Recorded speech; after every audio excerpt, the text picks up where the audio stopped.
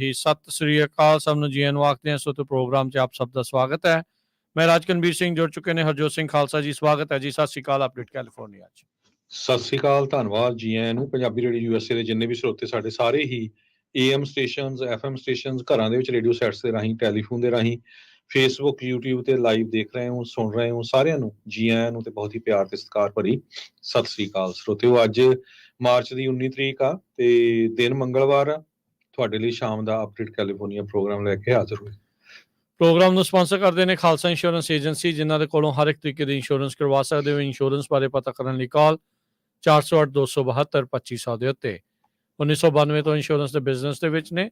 ਇਸ ਮੌਕੇ cover California ਤਹਿਤ ਹੈਲਥ ਇੰਸ਼ੋਰੈਂਸ ਕਰਵਾਉਣ ਦੇ ਲਈ ਇਹਨਾਂ ਦੇ ਨਾਲ ਸੰਪਰਕ ਕਰੋ। Visitor insurance, life insurance, Medicare ਦੇ ਲਈ ਕਾਲ ਕਰੋ 4082722500। ਟਰਕੀਆਣਾ ਇਮੀਗ੍ਰੇਸ਼ਨ ਲਾ ਫਰਮ, US ਇਮੀਗ੍ਰੇਸ਼ਨ ਦਾ ਹੋਵੇ ਕਿਸੇ ਵੀ ਤਰੀਕੇ ਦਾ ਕੰਮ, ਕਾਲ ਅਟਰਨੀ ਜੇ ਟਰਕੀਆਣਾ 4159090503। Gurbachan Singh Nagra Sacramento, Pritpal Singh Sidhu ਫਰੈਜ਼ਨੋ, Sarabjit Singh Toor new jersey, Harinder ਪੀਨ ਸੈਨ ਹੋਜ਼ੇ, Manjeet Singh Fremont, Sarabjit Singh Kulwinder Kaur ਤੂਤ, Surjit Chahal Yuba city, Gurdev Singh Sohal ਐਂਟੀਲੋਪ, Sarabjit Singh ਐਲਕੋ ਨਵਾਡਾ, Kamaljit Singh ਮੱਖਣ ਦੌਲਤਪੁਰੀਆ ਮੰਟੀਕਾ। ਸਭ ਦਾ ਧੰਨਵਾਦ। ਤੁਸੀਂ ਵੀ ਇਸ ਪ੍ਰੋਗਰਾਮ ਨੂੰ ਸਪਾਂਸਰ ਕਰ ਸਕਦੇ ਹੋ 408-722-7698 ਤੇ ਕਾਲ ਕਰਕੇ।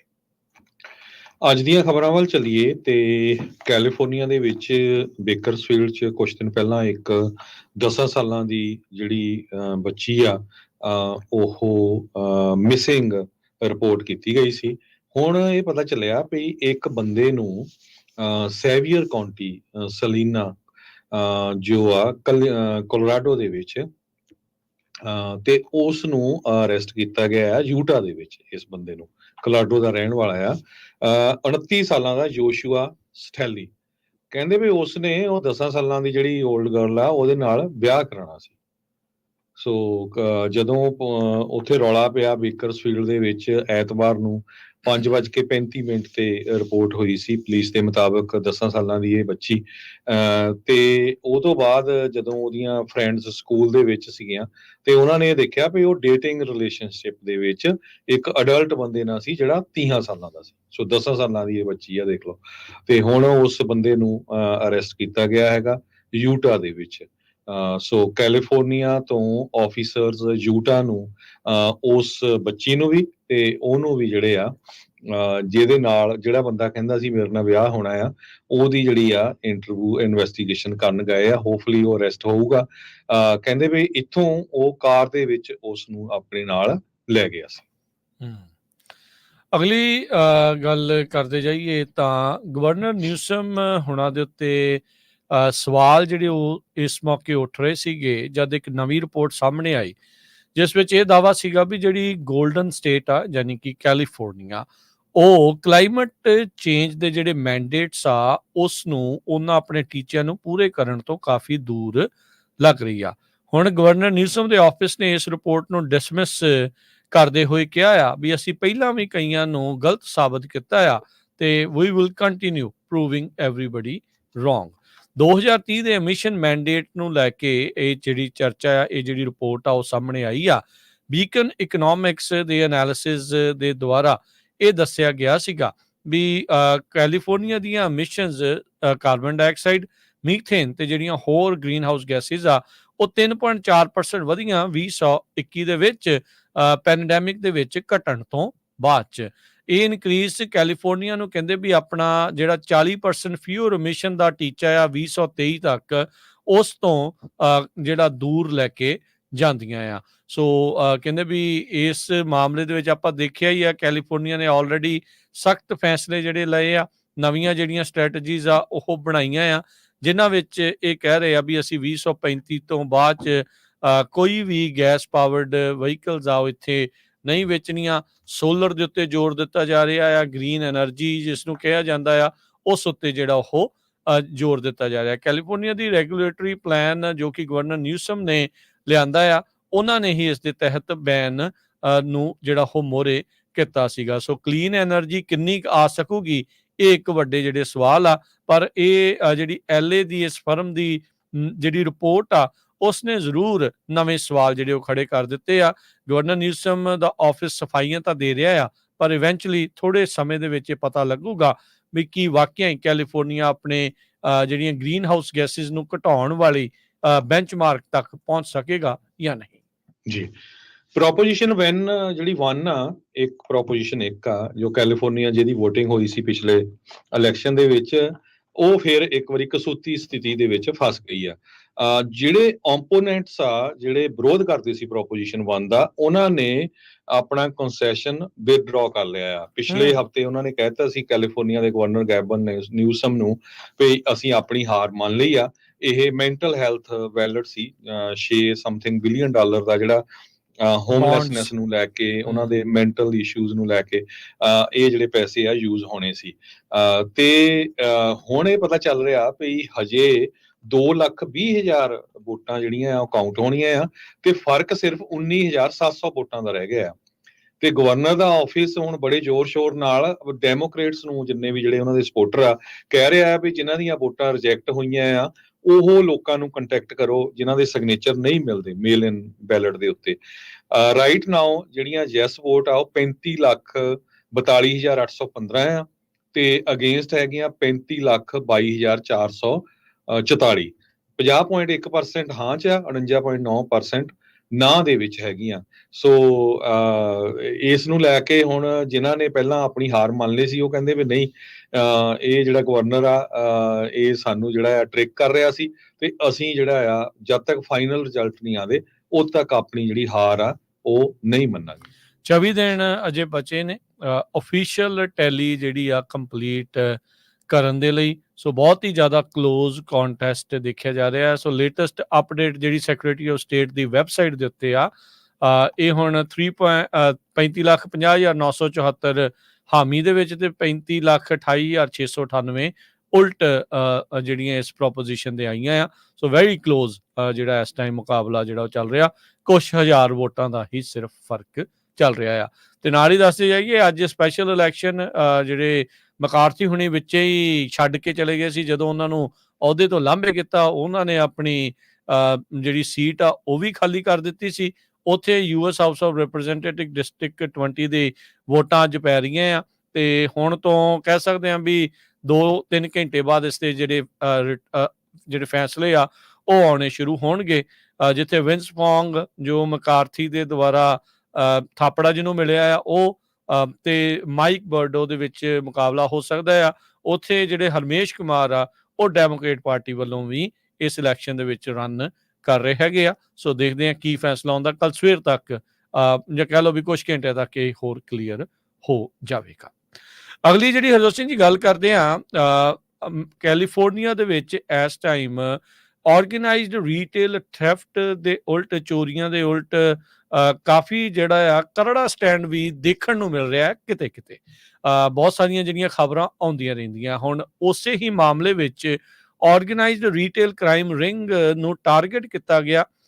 ਉਹਨਾਂ ਦੇ ਵਿੱਚ 3 ਜਾਣਿਆਂ ਨੂੰ ਹੁਣ ਫੜਿਆ ਗਿਆ, ਜਿਨ੍ਹਾਂ ਉੱਤੇ 20 ਤੋਂ ਵੱਧ ਫੈਲਨੀ ਚਾਰजेस ਜਿਹੜੇ ਉਹ ਲੱਗਣਗੇ। ਅਟਾਰਨੀ ਜਨਰਲ ਰੌਬ ਬੌਂਟਾ ਨੇ ਅੱਜ ਇਸ ਬਾਰੇ ਜਿਹੜਾ ਉਹ ਦੱਸਿਆ।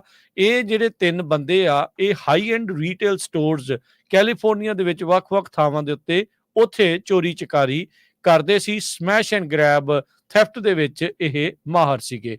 3,10,000 ਤੋਂ ਵੱਧ ਕੀਮਤ ਦਾ ਜਿਹੜਾ ਮਰਚੈਂਡਾਈਜ਼ ਆ ਉਹਨਾਂ ਨੇ ਚੋਰੀ ਕੀਤਾ। ਬਰਬਰੀ, ਪ੍ਰਾਡਾ, ਲੂਈ ਵਟਾਨ, ਗੂਚੀ, ਕੋਚ, ਵਰਸਾਚੇ, ਇਹਨਾਂ ਜਿਹੜੇ ਆ ਲਗਜ਼ਰੀ ਜਿਹੜੇ ਬ੍ਰਾਂਡਸ ਆ ਉਹਨਾਂ ਤੋਂ। ਸੋ ਕਹਿੰਦੇ ਵੀ ਇਹ ਜਾਂਦੇ ਸੀਗੇ ਸਟੋਰਸ ਦੇ ਵਿੱਚ, ਜਿਹੜੇ ਪਰਸ ਵਗੈਰਾ ਸੀ ਜਾਂ ਹੋਰ ਮਹਿੰਗੀਆਂ ਚੀਜ਼ਾਂ ਸੀ ਉਸ ਨੂੰ ਫੜ ਕੇ ਭੱਜ ਜਾਂਦੇ ਸੀ।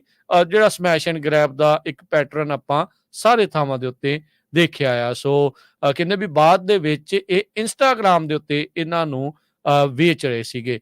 ਇਸਾਇਆ ਅਬਦੁੱਲਾ 26 ਸਾਲਾ, ਇਸਮਾਇਲ ਬੈਪਟਿਸਟ 25 ਸਾਲਾ ਤੇ ਨਿਕਲਸ ਮੈਲੋਰੀ 26 ਸਾਲਾ, ਇਹਨਾਂ ਤਿੰਨਾਂ ਨੂੰ ਇਸ ਮਾਮਲੇ ਦੇ ਵਿੱਚ 20 ਤੋਂ ਵੱਧ ਚਾਰजेस ਦੇ ਵਿੱਚ ਹੁਣ ਚਾਰਜ ਜਿਹੜਾ ਉਹ ਕੀਤਾ ਗਿਆ ਹੈ, ਦੋਸ਼ ਇਹਨਾਂ ਉੱਤੇ ਲੱਗੇ ਆ।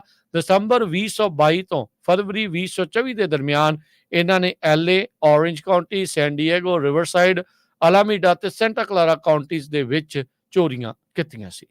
ਜੀ, ਅਗਲੀ ਖਬਰ ਵੱਲ ਚਲੀਏ। US ਦੀ ਇੱਕ ਕੋਰਟ ਆਫ ਅਪੀਲਸ ਨੇ ਉਸ ਕੇਸ ਨੂੰ ਡਿਸਮਿਸ ਕਰ ਦਿੱਤਾ ਹੈ ਸੈਕਰਾਮੈਂਟੋ 'ਚ, ਜਿਹਦੇ ਵਿੱਚ ਜਿਹੜੇ ਹੋਮਲੈਸ ਲੋਕਾਂ ਦੀ ਇੱਕ ਆਰਗੇਨਾਈਜੇਸ਼ਨ ਵੱਲੋਂ, ਯੂਨੀਅਨ ਵੱਲੋਂ ਕੇਸ ਫਾਈਲ ਕੀਤਾ ਗਿਆ ਸੀ ਵੀ ਜਦੋਂ ਸਾਨੂੰ ਜਿੱਥੇ ਵੀ ਕਿਤੇ ਸਾਡੇ ਟੈਂਟ ਲੱਗੇ ਹੁੰਦੇ ਆ ਉੱਥੇ ਚੱਕ ਕੇ ਬਾਹਰ ਸਿੱਟ ਦਿੱਤਾ ਜਾਂਦਾ ਜਾਂ ਮੂਵ ਕਰ ਦਿੱਤਾ ਜਾਂਦਾ ਆ।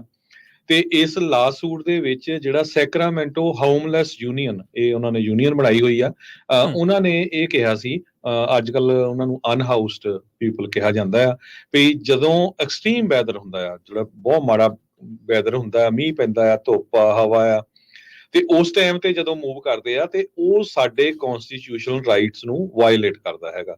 ਪਰ ਕੋਰਟ ਨੇ ਇਸ ਅਪੀਲ ਨੂੰ ਡਿਸਮਿਸ ਕਰ ਦਿੱਤਾ, citing an expired court order from last summer. ਅਗਲੀ ਖਬਰ ਕਰਦੇ ਜਾਈਏ, ਹਰਟਸ ਦੇ ਜਿਹੜੇ CEO ਆ ਉਹਨਾਂ ਨੇ ਅਸਤੀਫਾ ਦੇ ਦਿੱਤਾ ਆ ਉਸ ਟਾਈਮ ਦੇ ਉੱਤੇ ਜਦ EV ਜਿਹੜੀ ਇਲੈਕਟ੍ਰਿਕ ਵਹੀਕਲਸ ਆ ਉਹ ਇੱਕ ਹਿਸਾਬ ਦੇ ਨਾਲ ਕਾਫੀ ਮਹਿੰਗੀਆਂ ਇਸ ਕੰਪਨੀ ਨੂੰ ਪੈ ਗਈਆਂ। ਇਹ ਰੈਂਟ ਗੱਡੀਆਂ ਕਰਨ ਦੇ ਲਈ ਇੱਕ ਕਾਫੀ ਵੱਡਾ ਨਾਮ ਆ ਮੁਲਕ ਭਰ ਦੇ ਵਿੱਚ।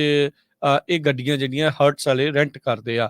ਕਹਿੰਦੇ ਵੀ EV ਜਿਹੜੀਆਂ ਟੈਸਲਾ ਗੱਡੀਆਂ ਇਹਨਾਂ ਨੇ ਲਈਆਂ ਸੀਗੀਆਂ ਉਹਨਾਂ ਦੀ ਰਿਪੇਅਰ ਬਹੁਤ ਹੀ ਮਹਿੰਗੀ ਉਹਨਾਂ ਨੂੰ ਪੈ ਰਹੀ ਆ ਤੇ ਰੀਸੇਲ ਵੈਲਿਊ ਬਹੁਤ ਹੀ ਜ਼ਿਆਦਾ ਘੱਟ ਆ। 2021 ਦੇ ਵਿੱਚ ਹਰਟਸ ਨੇ ਉਦੋਂ ਇੱਕ ਵੱਡੀ ਖਬਰ ਬਣੀ ਸੀ ਜਦ ਇਹ ਐਲਾਨ ਕੀਤਾ ਸੀ ਵੀ 1 ਲੱਖ ਟੈਸਲਾਜ਼ ਉਹ ਆਪਣੇ ਖਰੀਦਣ ਜਾ ਰਹੇ ਆ ਤੇ ਆਪਣੀ ਇਲੈਕਟ੍ਰਿਕ ਵਹੀਕਲ ਦੇ ਫਲੀਟ ਨੂੰ ਕਾਫੀ ਵੱਡੇ ਪੱਧਰ ਦੇ ਉੱਤੇ ਵਧਾਉਣ ਜਾ ਰਹੇ ਆ। ਉਸ ਤੋਂ ਅੱਧੇ ਕੁ ਸਾਲ ਬਾਅਦ ਹੀ 4.2 ਬਿਲੀਅਨ ਦੀ ਇਹਨਾਂ ਨੇ ਰੀਸਟਰਕਚਰਿੰਗ ਕੀਤੀ ਸੀ ਬੈਂਕਰਪਸੀ ਤੋਂ ਆਪਣੇ ਆਪ ਨੂੰ ਬਚਾਉਣ ਦੇ ਲਈ।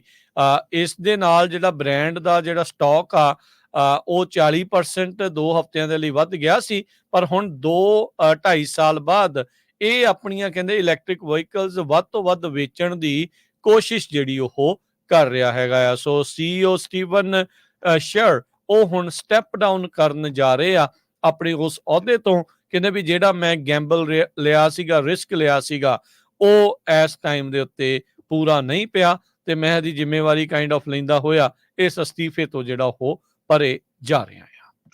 ਜਾਂ ਸਰੋਤਿਆਂ ਨੂੰ ਪਤਾ ਹੀ ਆ ਵੀ ਜਿਹੜੀਆਂ ਇਹ ਰੈਂਟਲ ਕਾਰ ਕੰਪਨੀਆਂ ਹੈਗੀਆਂ ਆ, ਚਾਹੇ ਹਰਟਸ ਆ, ਏਵੀਸ ਆ, ਜੋ ਵੀ ਹੈਗੀਆਂ, ਇਹ ਨਵੀਆਂ ਕਾਰਾਂ ਲੈਂਦੀਆਂ ਤੇ ਥੋੜਾ ਚਿਰ ਰੈਂਟ ਤੇ ਲੋਕਾਂ ਨੂੰ ਦਿੰਦੀਆਂ ਤੇ ਫਿਰ ਵੇਚ ਦਿੰਦੀਆਂ। ਪਰ ਇਲੈਕਟ੍ਰੀਕਲ ਕਾਰਾਂ ਦੀ ਕੀਮਤ ਬਹੁਤ ਤੇਜ਼ੀ ਦੇ ਨਾਲ ਡਿੱਗੀ ਹੈਗੀ ਆ ਯੂਜ਼ ਕਾਰਾਂ ਦੀ। ਸੋ ਉਹਦੇ ਪ੍ਰੈਸ਼ਰ ਕਰਕੇ 1 ਲੱਖ ਇਹਨੇ ਇਲੈਕਟ੍ਰਿਕ ਵਹੀਕਲ ਖਰੀਦੀਆਂ ਸੀਆਂ, ਇਹਨੂੰ ਸਟੈਪ ਡਾਊਨ ਕਰਨਾ ਪਿਆ। ਅਗਲੀ ਖਬਰ ਵੱਲ ਚਲੀਏ।